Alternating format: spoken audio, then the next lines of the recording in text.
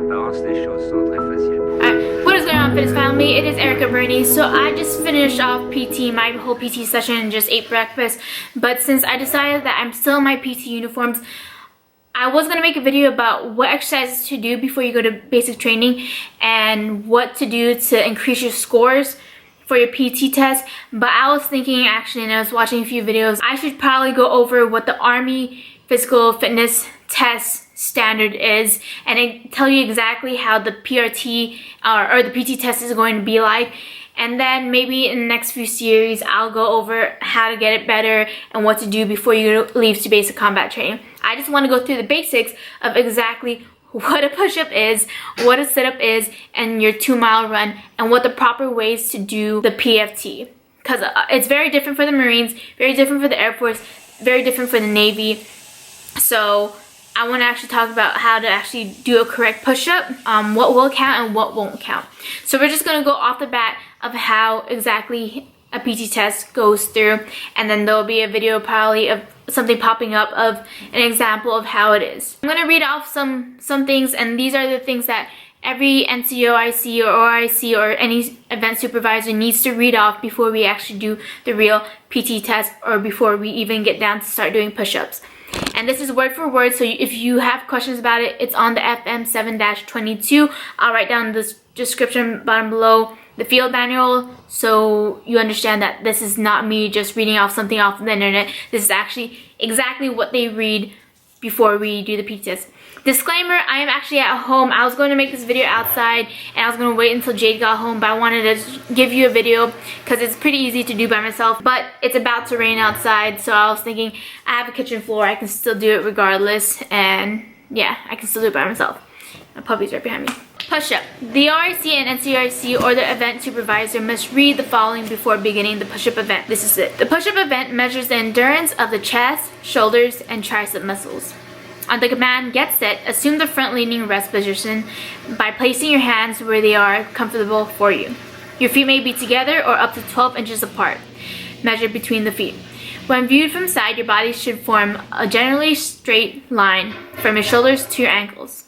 On the command, go. Begin the push-up by bending your elbows and lowering your entire body as a single unit until your upper arms are at least parallel to the ground. Then return to the starting position by raising your entire body until your arms are fully extended. Your body must remain rigid in a generally straight line and move as a unit while performing each repetition. At the end of each repetition, the scorer will state the number of repetitions you have completed correctly. If you fail to keep your body generally straight, to lower your whole body until your upper arms are at least parallel to the ground, or to extend your arms completely, that repetition will not count, and the scorer will repeat the number of last correctly performed repetition. If you fail to perform the first 10 push-ups correctly, the scorer will tell you to go to your knees and will explain your deficiencies.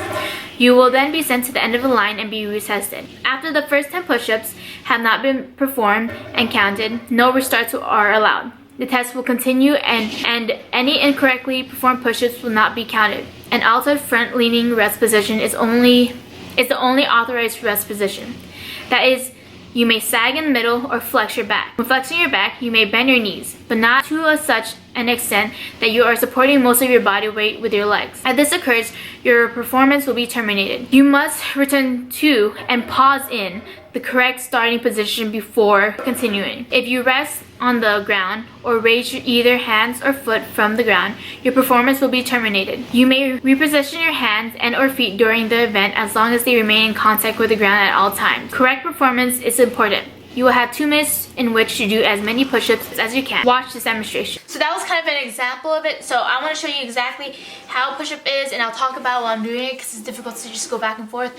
So push-up here, you want to be extended fully, right? Your elbows are locked, you're down, and you're up, right? What doesn't count and what won't count is if you're here, you're doing this. 0, 0, 0. What will count is 1, 2, 3. Doing half-ass push-ups will not count. You will get a 0 each time. Different ways to do push-up. A lot of people say tricep push-ups are easier. For me, I like doing wide arm, but I can do triceps. So I'm gonna show you, I think, 2 or 3 ways to do push-ups. people are doing triceps where their hands are closer. Here, they're down like this. And then they're up. Side view of the tricep push-ups. You're here, here, and then you're up. What I do is when I'm done with tricep push-ups during the PT test and I get tired of that, I do wide arm. So my hands were like this.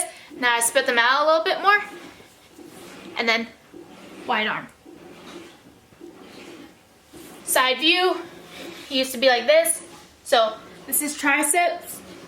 And then I go switch to wide arm. Make sure my hand is always touching the ground. That's wide arm. So hopefully that kind of clarifies how the Army standard is for the PFT and how it is for the push-up and what will count and what won't count. Main thing that you need to know is that you need to be breaking the plank and then make sure you're fully locking out, your elbows fully straight, and you can't be doing half-ass push-ups like I was saying before. And if you do have any comments or anything that you want to know or see a full push-up type of thing, go ahead, write down in the description bottom below and I will do that. Alright, so now we're going to talk about the sit-up and what the OIC, the NCOIC, or the event supervisor must read before the sit-up event. Right. The sit-up event measures the endurance of the abdominal and hip flexor muscles. On the command get set, assume the starting position by lying on your back with your knees bent at 90-degree angle. Your feet may be together up to 12 inches apart. Measure between the feet. Another person will hold your ankles with the hands only. No other method of bracing or holding feet is authorized. The heel is the only part of your foot that must stay in contact with the ground. Your fingers must be interlocked behind your head and the backs of your hand must touch the ground. Your arms and elbow need not touch the ground. On the command go, begin raising your upper body forward or beyond the vertical position. The vertical position means that the base of your neck is above the base of your spine. After you have reached your surpass the vertical position, lower your body until the bottom of your shoulders blades touch the ground. Your head, hands, arms, or elbows do not have to touch the ground. At the end of each repetition, the scorer will state the number of sit-ups you have correctly performed. A repetition will not count if you fail to reach the vertical position. Fail to keep your fingers interlocked behind your head, arch or bow your back, and raise your buttocks off the ground to raise your upper body, or let the knees extend at a 90 degrees angle. If a repetition does not count, the scorer will repeat the numbers of your last correctly performed sit-up. If you fail to perform the first 10 sit-ups correctly, the scorer will tell you to stop and will explain your deficiencies. You will be sent to the end of the line to be retested. After the first 10 sit-ups have been performed and counted, no restarts are allowed. The test will continue and any incorrectly performed sit-ups will not be counted. The up position is the only authorized rest position. If you stop and rest in the down starting position, the event will be terminated. As long as you make a continuous effort to sit up, the event will not be terminated. You may not use your hands or other means to pull or push yourself up to the up rest position or to hold yourself in the rest position. If you do, your performance in the event will be terminated. Correct performance is important. You will have 2 minutes to perform as many sit-ups as you can. One thing, the only reason why I'm saying it so fast is because you can find this in the FM7-22 and we always, as NCOs, say this really quick because we understand the guidelines for it. So I'm going to show you an example. Alright, so this is the moment where we have real talk.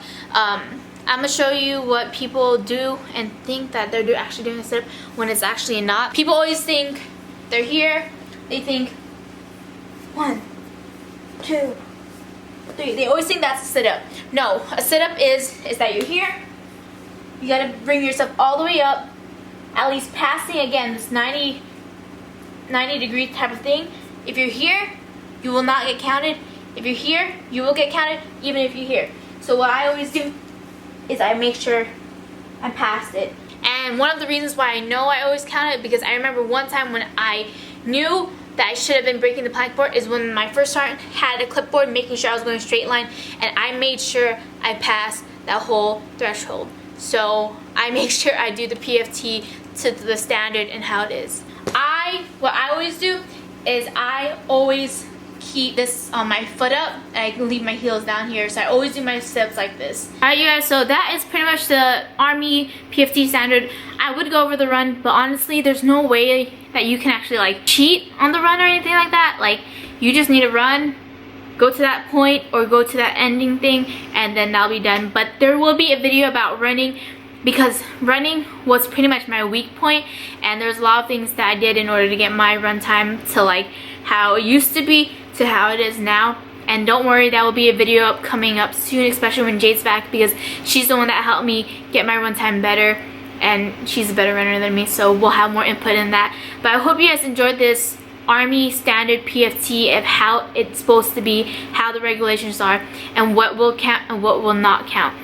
It's very different for many different branches. I know some branches don't even need to do push-ups, and yeah, so I make sure if I tell someone that they're doing it wrong, that I understand that I need to be doing it correctly. So if you guys have any questions about the push-ups and sit-ups, no worries, write down in the description bottom below, and we will go over it. And yeah, I hope you guys enjoyed this video.